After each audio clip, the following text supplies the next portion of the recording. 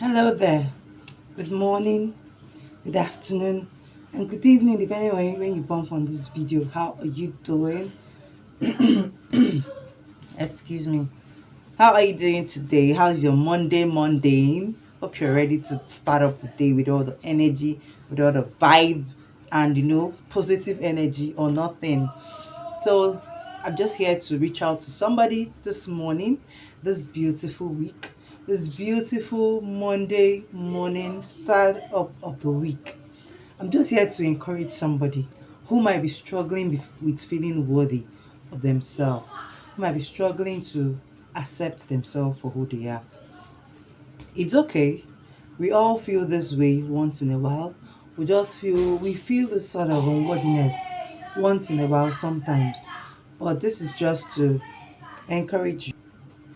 So this is just to encourage you, yes. The feeling of unworthiness might actually sometimes, if not taken care of, can actually lead to depression. So what is there? Sometimes it may not be your fault. It may just be due to some past experiences you've had still propping up themselves to affect your day-to-day activities. It might be due to some past mistakes you feel you've made and you've not been able to forgive yourself and move on. It could also be through due to trauma. Maybe you had some sort of childhood trauma growing up, or you've had some like destructive criticism laid out to you in the past, and this has still been eating you up to today. So feeling of unworthiness may not necessarily be your fault, but this is just me to encourage somebody out there. You are not alone, and at the same time you can overcome this.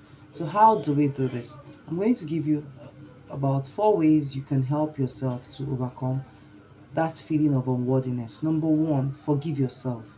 Like I mentioned earlier, sometimes the feeling of unworthiness might not necessarily be due to what you've done, but because of past mistakes you've done, probably because you were ignorant, or probably before you knew the right thing to do, or let's say something happened and you were swayed off the right path. You need to forgive yourself and move on. Forgive yourself and tell yourself that yes, that was the past. That was my past. And that happened due to my lack of knowledge, or due to my not knowing my left and my right, or due to some circumstances beyond my control. But forgive yourself uh, with that from that incident, and ask God also to forgive you whatever mistake it might have been, and try to move on. You have to move on. Tell yourself that that was the past and that was your mistake, and this is your present and this is your today, and you need to own it up and you need to own your today, because wallowing in your past would make you not to enjoy the joys and the beauty of the present. So forgive yourself. I encourage you to do that. If you wish to know how to do that, you can actually reach out to me for any, and I'll be willing to help wherever I can. Then, number two, you could do is be kind to yourself. When you forgive yourself, then you have to be kind to yourself. How do you stay kind to yourself? It's also to love yourself. You can only show kindness to yourself if you love yourself. So accept yourself for who you are, love yourself, show love to yourself. You know those things that make you feel awesome, that make you bask in your essence. Do those things to yourself.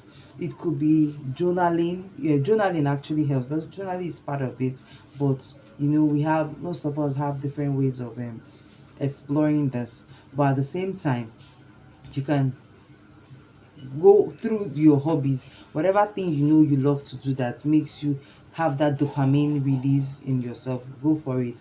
Start up hobbies, learn a skill, what is it again, learn a skill, do things that makes you happy. You could be um visiting, it could be helping, it could be gardening, it could be walking through nature, or but do those things that will make you be. It could actually be exercising, yes, staying active, and rather than being idle and wallowing in self-pity. So show love to yourself and be kind to yourself.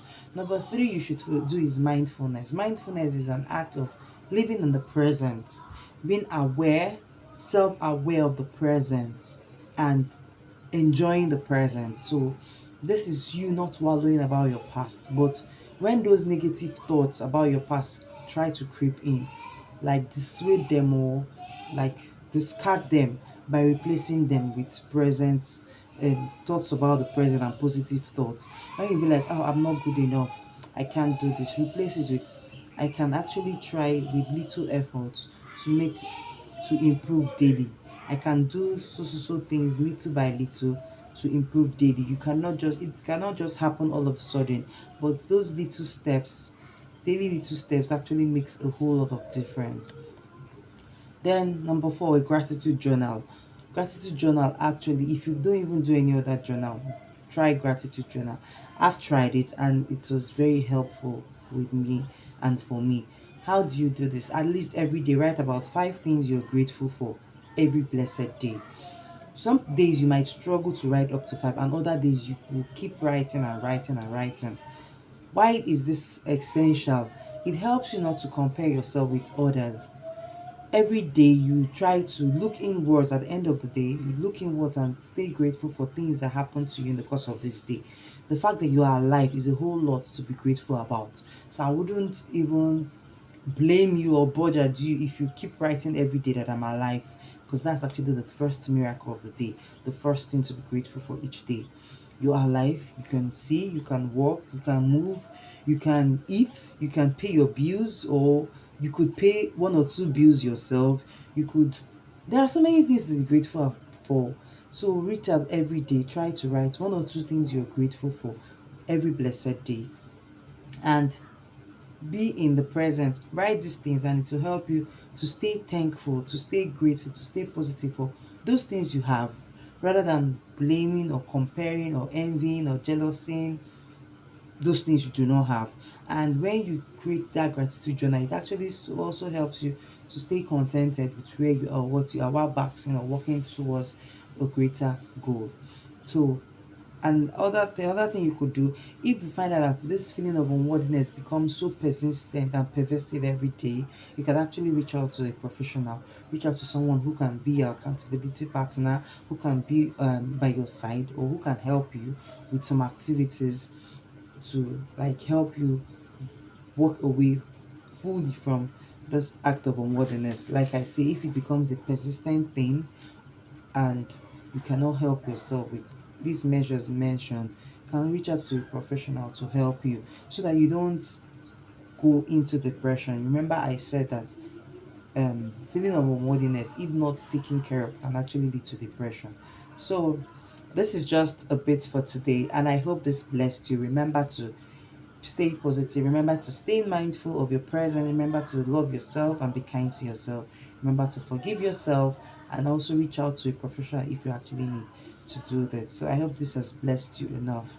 And I hope this like lightens up your day and enables you to start the day and the week with all vigor, with all valor, with all strength. I'm rooting for you. Do enjoy the rest of your day. Bye for now.